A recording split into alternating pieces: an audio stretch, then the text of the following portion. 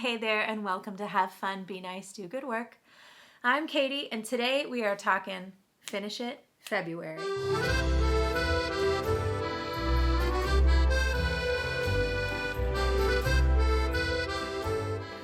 The agenda for today is to go through my current WIPs and decide what I'm going to finish in February, what I might be frogging, and those things that might still need a little bit more time.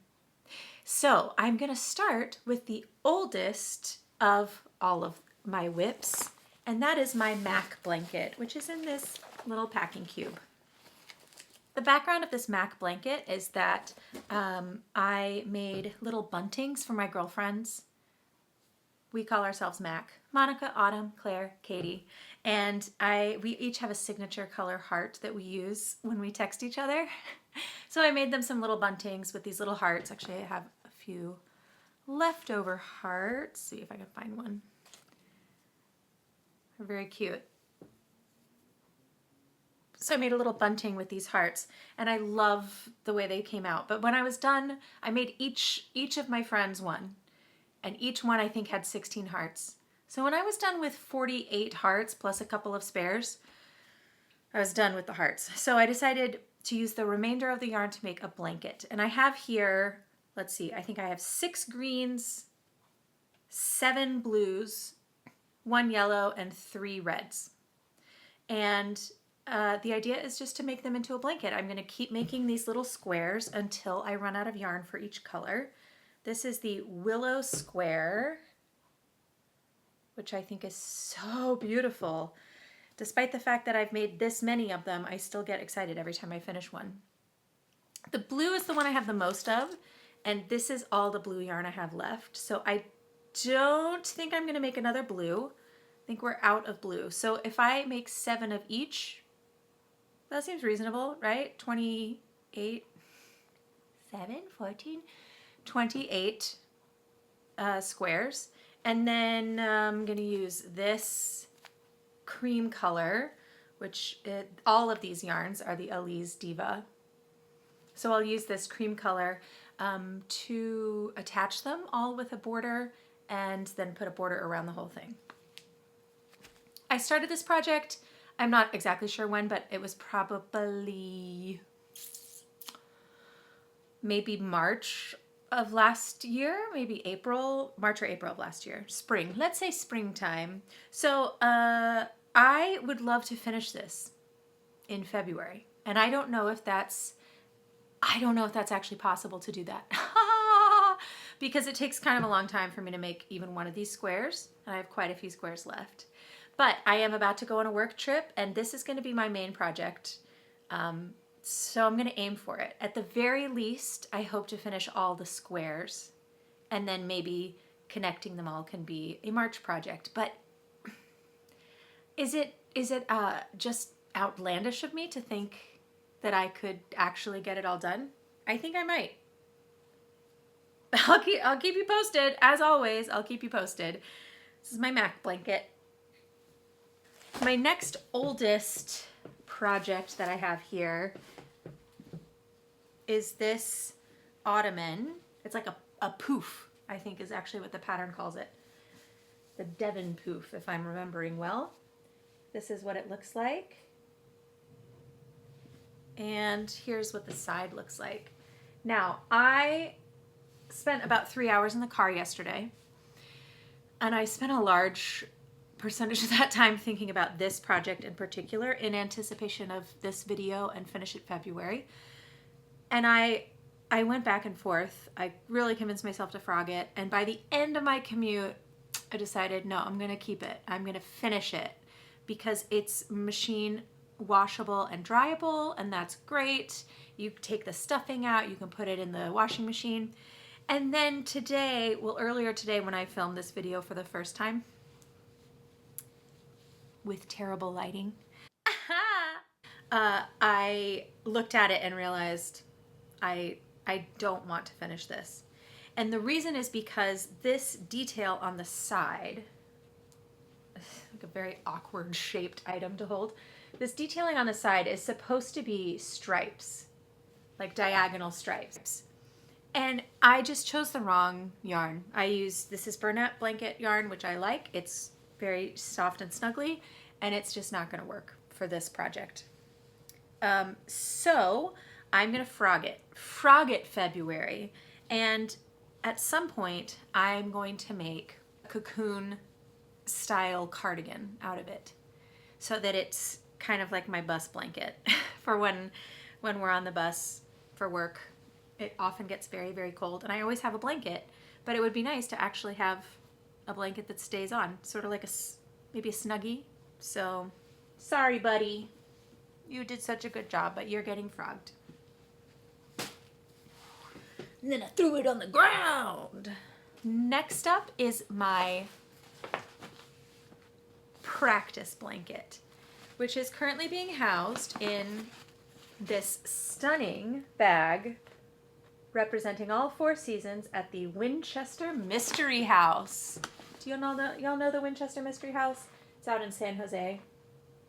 I think it's in Los Gatos, actually. Anyway, it's one of my favorite tourist attractions I've ever been to, and it's holding this project. Okay, so you probably know the concept of a temperature blanket. If you're not familiar, here's like just the elevator speech. A temperature blanket is one where you record the daily temperature range by using different colors in a blanket pattern. I am doing a practice blanket. Let me get my little chart here. Here's my chart. And basically, instead of using my yarn to represent temperatures, my yarn represents how much I practiced in a day. So gray means I took the day off, blue means I had a performance, and varying shades of pink mean I practiced, and they represent a time frame. This little card, I just have to show you because it's so cute. It says, "Best Franz forever." So cute, right? What do I need to tell you about this? This is another one that I've been real back and forth on. I have completed 1 square of it. This pattern is the TL Yarn Crafts linen square. Pattern is a strong word. It's like a tutorial and recipe for making a temperature blanket, which is how Tony from TL Yarn Crafts made, I think, 2 different temperature blankets using this pattern over the years. And I love the pattern, and I don't care about the temperature, and I need like a little bit of motivation to practice on some days. Don't we all? So I started making this. This is August of last year. You can tell because it's very gray, because August is a very vacation-y month for us. There's 1 cute little performance in there. I think actually there were 3 canceled performances in August because of the heat. My dilemma with this is another one that I was going back and forth with it a lot, and I couldn't decide. Should I keep it up? And I had decided no. I think I'm done with it, until I pulled it out of the bag and saw it, and I thought, oh yeah, I'm gonna do this.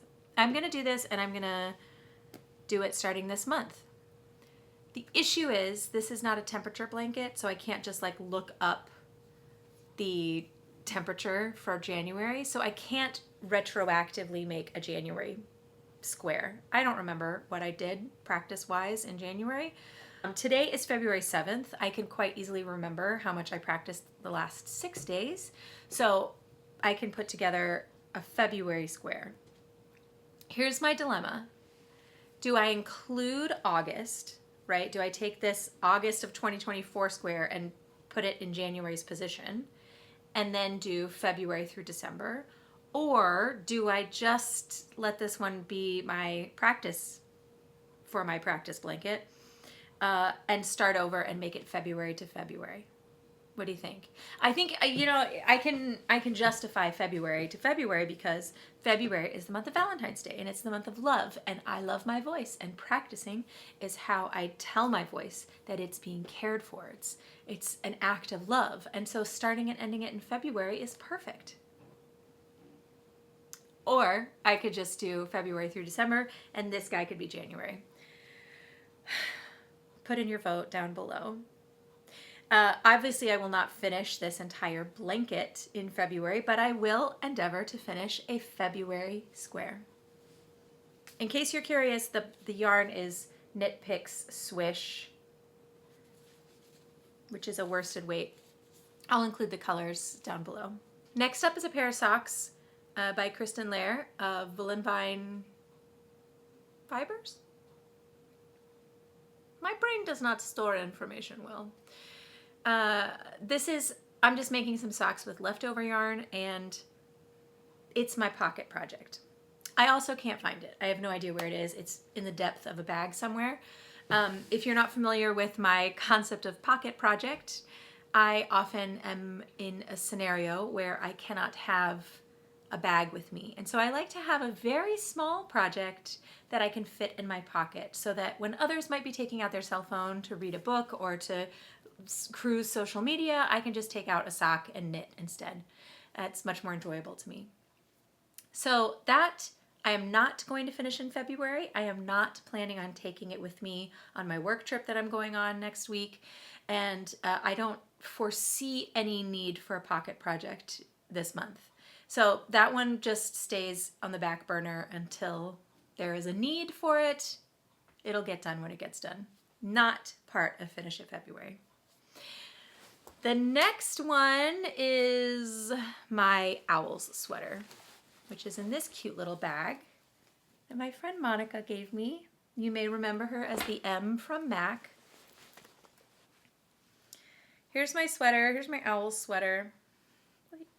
That's the back. Actually, I put this in my podcast last week, and back then it was just a body and half a sleeve, and now it's 2 sleeves. And I have to say, I'm thrilled with how the colors worked out on this, because it was just a total crapshoot in terms of how the colors ended up fading in the sleeves. Like, the sleeves match almost perfectly, and that is through no fault of anybody except pure chance. Yeah, they're so similar. I literally started the second sleeve just where I ended the first sleeve in the ball of yarn. It's meant to be, what can I say?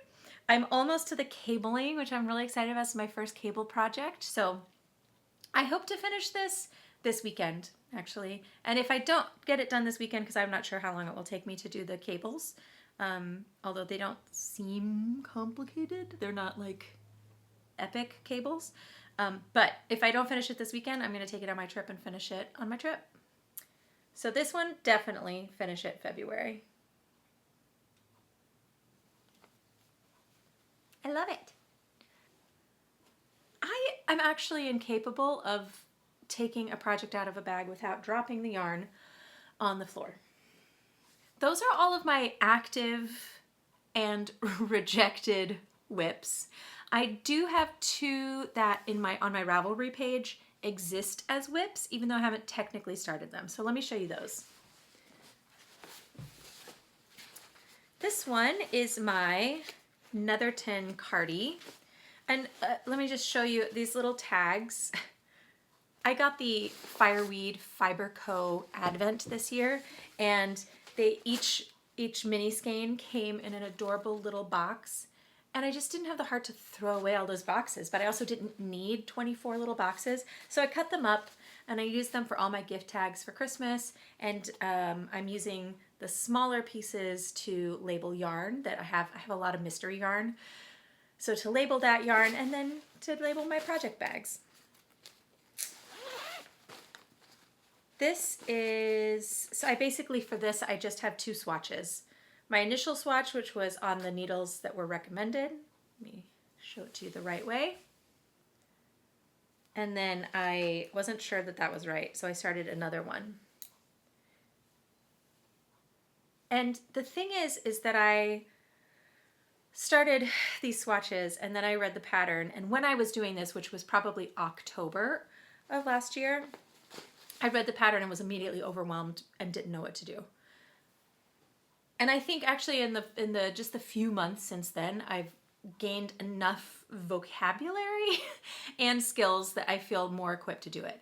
However, I don't think that this is going to make it onto the February list. I think this might be a great March project. It'll be a great spring cardigan. Let me introduce you to the yarn just while we're here. This is Miss Babs Yowza in the colorway Franklin. It's really gorgeous. And I did buy it primarily because of the name. Like, the color captured my eye, but the name captured my heart. Also, this is the Netherton Cardigan, which I already told you, but I called it the Netherfield Cardigan for many months. Netherfield, of course, being the house in Pride and Prejudice. It's not Netherfield, it's Netherton. So, get it together, Katie. Last up, this project bag, in case you're curious, is from week 3 of TL Yarn Crafts Advent this past year. And inside it is the Woodstove Pullover. This is another, this is just another couple of swatches that I made. Make sure I show them to you the right way. Here's the first one and the second. This yarn is slightly smaller than the yarn that the pattern calls for, so I had to experiment a little bit with the gauge, but I think the second one worked. I think it worked.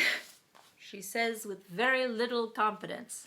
The yarn I'm using is the Elysian 6 from Cascade Yarns in color number 70. There it is. Isn't it nice?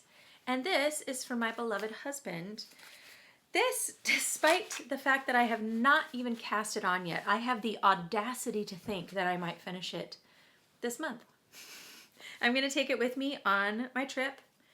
I talk about this a lot. When I travel for work, I bring several projects. So I'll usually have one project that stays on the bus.